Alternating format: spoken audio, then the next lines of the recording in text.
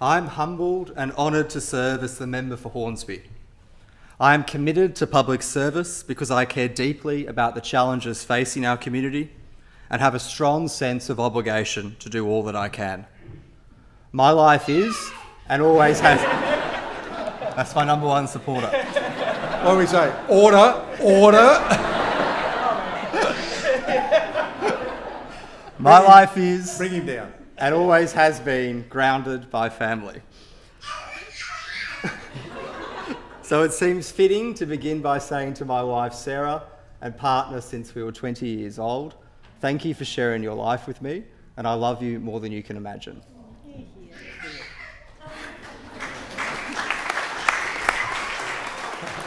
2 years ago, we were blessed with Benjamin, our little boy who has brought so much happiness and joy and noise. I was raised by two loving parents in the northern suburbs of Sydney. My sister Chloe and I were given every opportunity. And I know that only happened because my mother and father fully committed their lives to our happiness and success. Like so many others, my parents did not invest in property or buy fancy cars or go on overseas holidays. They invested the money they earned in our education, and they invested their spare time in building a better community around us. We grew up in the Hornsby Shire, the best place to raise a family. I learned the value of community from my mother, a teacher who volunteered her time at a children's community library and working with the disabled. From my father's example, I learned the value of hard work. Playing sport each weekend on grounds from Barara Oval to Somerville Park, I learned about teamwork. And sitting with my dad in the grandstands at Parramatta Stadium, I learned about loyalty and the excitement and often disappointment of caring deeply for a cause beyond your control. My mother's side of the family moved to the Hornsby Shire around 1906. That was the year the Shire was founded and was home to just 5,000 people. Hornsby began as a community of fruit growers, oyster farmers, timber millers, sandstone quarriers, railway workers, tradespersons and professionals. They lived in small villages amongst the bushland, close to the railway stations that had opened in the late part of the 19th century. From its earliest days, local volunteers propelled the Hornsby district forward and established a community that, whilst dependent on Sydney, was and still is in so many ways independent of it. Artist George Collingridge established its first newspapers.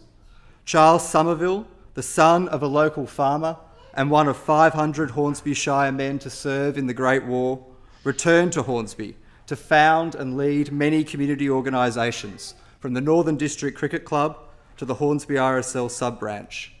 Jimmy Banks, the son of a railway cleaner, captured the spirit of the area in his Ginger Meg cartoons, basing the title character on that of his childhood friend Somerville. Philanthropist Thomas Roth led the community campaign to build a local hospital on Palmerston Road. The community built Hornsby Hospital. Small fundraising initiatives set up in each suburb in the middle of a depression raised a majority of the funds. And Councillor Edith Parish, a woman who served as a nurse in World War II, returned to Hornsby to establish baby health centres and local kindergartens.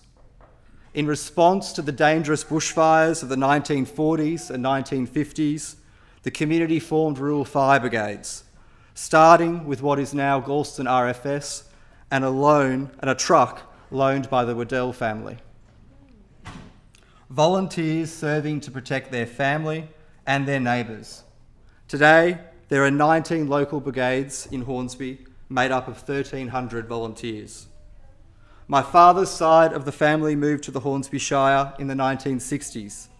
In that decade, the community would grow with the opening of new public schools and the establishment of sports clubs, scout groups, Girl Guides and the PCYC, all to support a booming population of local children. To the west of Pennant Hills were still orchards and farmland, which in the years to come would be replaced by new housing, and with it the community of Cherrybrook, a place for the next generation to start their own families. The people of Hornsby are proud of this history, as they are of the tens of thousands of years of culture, custodianship and connection that the Darug and Guringai people have for the land and the rich multiculturalism which our area enjoys today. We inherit a strong community built by all those who came before us. Community gives us identity and a sense of belonging, but it is more than that. Strong communities make us more trusting and have a greater sense of responsibility to each other. Strong communities make for a stronger democracy. In a strong community, we can use our social connections to find work and seek business opportunities, and we can teach our children to develop the values and life skills which are good for them and the whole society: compassion, resilience, teamwork, respect, and responsibility. In measurable ways, strong communities improve our health, wealth, happiness, and, Mr. Speaker, even the performance of our elected representatives. While the Hornsby of today is blessed by so many who volunteer their time, we are not alone in facing the pressures of a modern world which adversely affects our ability to build local connections. By reducing travel time to and from our offices, and by seizing the flexibility that technology provides, we can have more time for family and connecting. We should design our suburbs to encourage social interaction, insisting that new developments and redevelopments have parks, town squares, and shared spaces. We should truly open up all public buildings and grounds for community use. Government should partner with the community to solve social problems. And when the community comes to government with an idea, government should start by saying yes. All in all, strong communities must be empowered by government and an investment in the structures that build connections. Mr. Speaker, I am proud to be part of a new generation of Liberals within our state's parliament.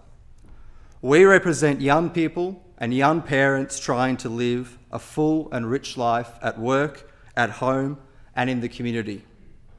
We want our children to receive the best chance in life through a well-rounded education.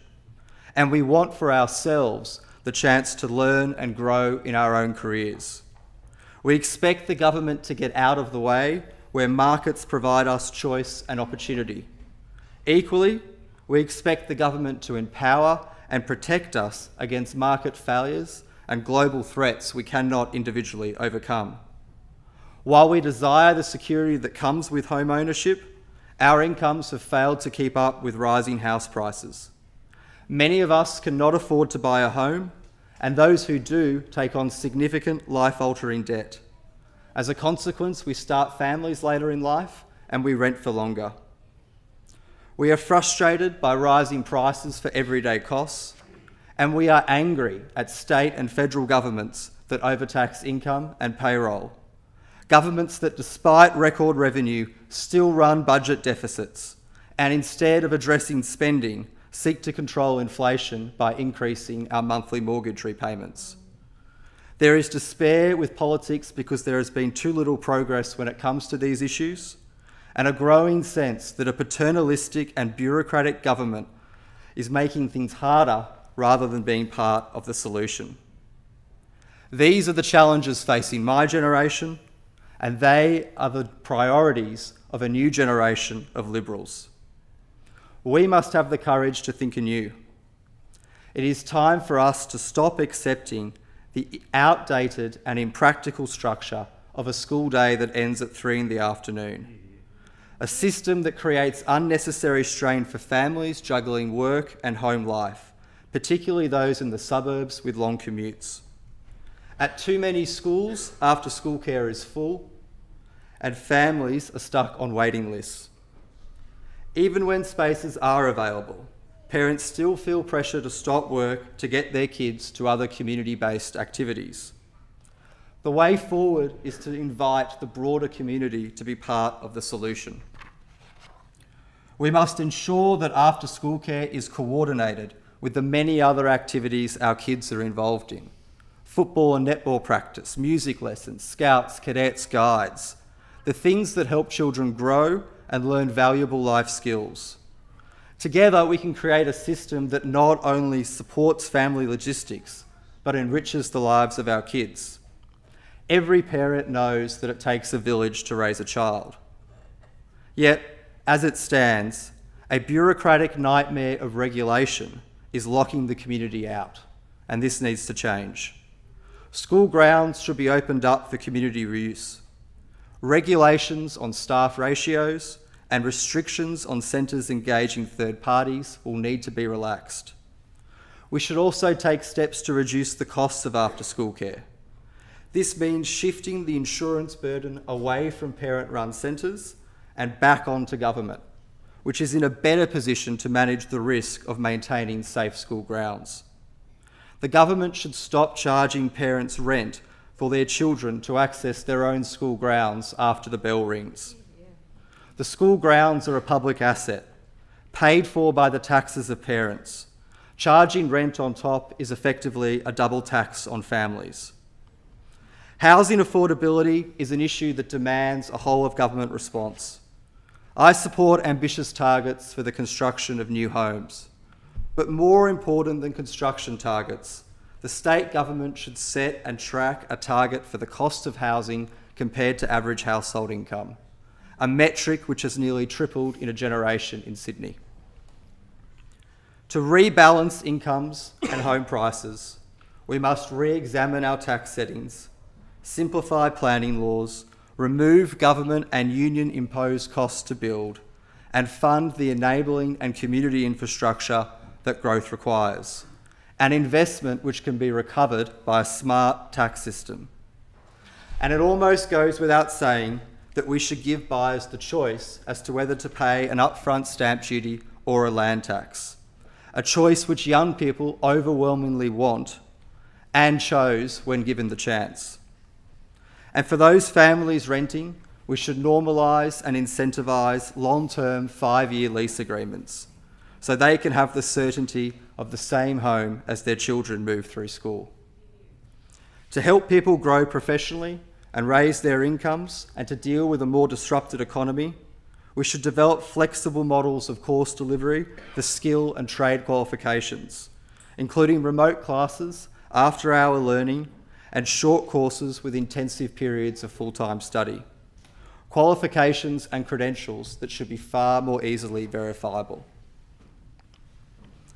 These reforms would all improve our state's productivity. Productivity is the key to increasing incomes and raising living standards. It is about encouraging growth, removing barriers to entry, and letting new ideas take hold. Productivity requires the New South Wales Government to build and enable the long-term infrastructure that drives growth. Infrastructure like the Metro, the Western Sydney Airport, WestConnex, NorthConnex, the light rail, and renewable energy zones. This is the legacy of the last Liberal government. Yeah. But today, a coming wave of technology, artificial intelligence, and automation offers the best path to supercharge our state's productivity. AI will change the way we work and the services we consume. The business community has already made significant investments. I have witnessed this working as a technology lawyer over the past decade.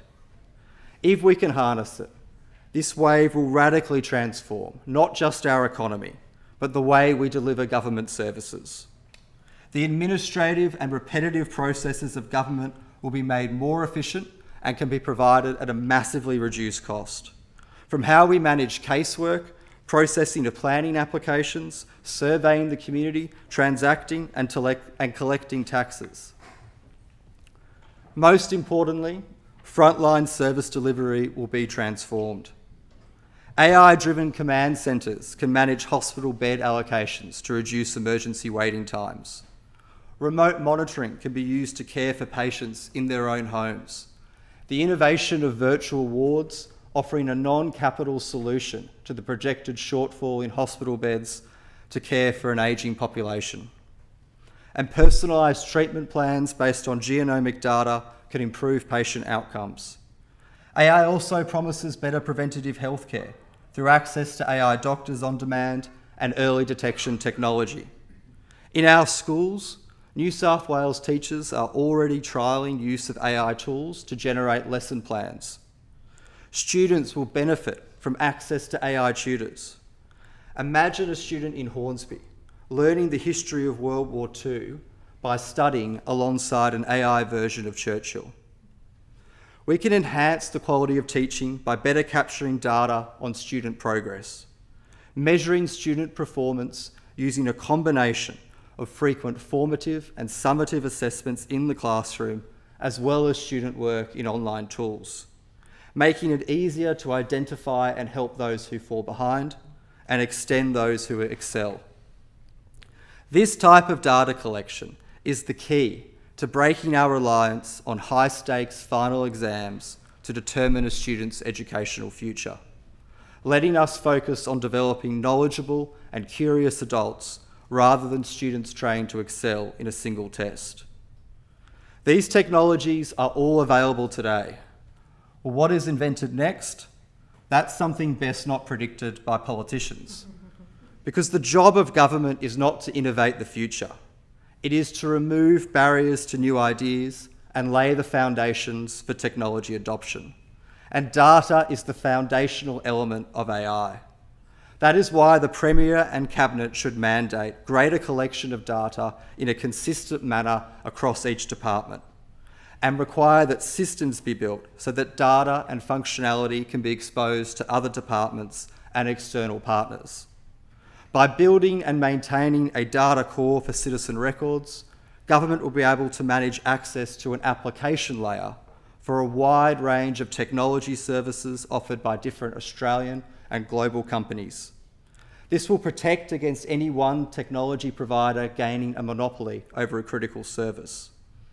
Now, other nations will apply AI in different ways, some with disastrous repercussions for the cause of human dignity and freedom. The same technology that we must use to share information and power from the state to our citizens can also be used to give more power to the state to surveil and control our lives. That is why any additional oversight and information that the government collects must be matched by citizens having greater oversight of the government itself. This concept of mutuality must be embedded in the technology. This means releasing real-time data on government performance. It also means that if the state can monitor the progress of students in the classroom, then it is only fair for parents to be able to see that same data about their own child. We will need to review outdated state privacy laws, which fail to recognise the digital age, the volume of data being collected, or the unique circumstances in which a patient provides their health data to a hospital, a student to their school, or a victim to the police. We need new rights for citizens so they have more control over how their information is used by government and shared with others.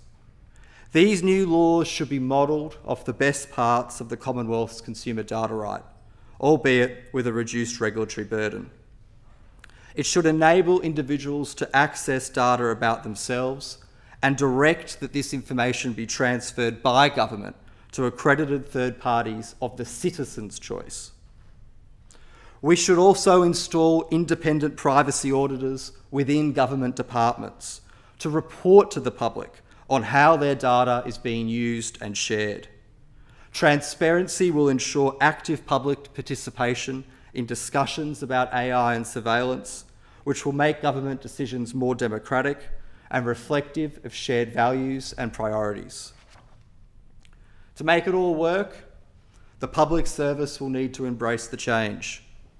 We will always need outstanding teachers in the classroom and nurses in our hospitals. That is why the significant savings that AI promises should be shared between cuts to inefficient state taxes and pay rises for frontline workers. And most importantly, every use case for this technology should be viewed through the prism of maximising choice and citizen power. Mr. Speaker, at the heart of my liberalism is a belief in the dignity of the individual, a dignity which comes from the exercise of genuine choices, a dignity which is inextricably linked to the right to speak freely, the right to be heard in a democratic and respectful society, and the rule of law. It comes with freedom. Not a freedom from responsibility or care, but a freedom from control and coercion by the state and other forces. It is a freedom to pursue the opportunities of life. The role of the modern state must be to protect that freedom and enlarge the opportunities and choices available to each person, to empower through access to quality education and healthcare, and to help those suffering profound disadvantage, prejudice and addiction. For me, this is the purpose of Australian liberalism, and it is a fundamentally compassionate approach. Advancing human dignity requires that we do more to address the harm caused by poker machines in our state. This year in New South Wales, over $8 billion will be lost on poker machines. $23 million gambled away each day. The overwhelming majority of losses are experienced by a relatively small number of people who gamble every week. They lose more in each session and are more likely to gamble alone, later at night, and stay until the venue closes. We must help those seeking to escape addiction, but we also need more fulsome reforms. Technology can be used to empower people by establishing an effective exclusion register and by ensuring others are able to put a self-imposed limit on how much time they might play, when they might play, and the amount they are prepared to lose. The prevalence and costs of poker machines is not a global phenomenon. It is not even an Australian-wide phenomenon. It is a New South Wales problem, and we can fix it. It is a job for the 58th Parliament. There is good reason to change. There is widespread support across this chamber, and I hope we take this chance. I conclude by thanking my new colleagues who have welcomed me into the Parliament, in particular my party's leader, Mark Speakman, and to those friends who have supported me in my career. My predecessor, Matt Keane, has been one such friend. Matt is a reformer who made our state a better place. In our electorate, the community will never forget that Matt Keane saved Hornsby Hospital from years of government neglect and transformed it into one of the finest modern facilities in the world. He will be remembered as a great public servant like those of the past who propelled Hornsby forward. I'm proud to be working locally with friends Julie and Lisa, the federal member for Barara, and Mayor of Hornsby Shire, Warren Waddell, both men of conviction and sincerity. We have much to do, and I'm glad I will get to do it alongside you both. I thank members of the Hornsby Liberal Party, led by Andrew Jetson. I am extraordinarily grateful for his guidance and support.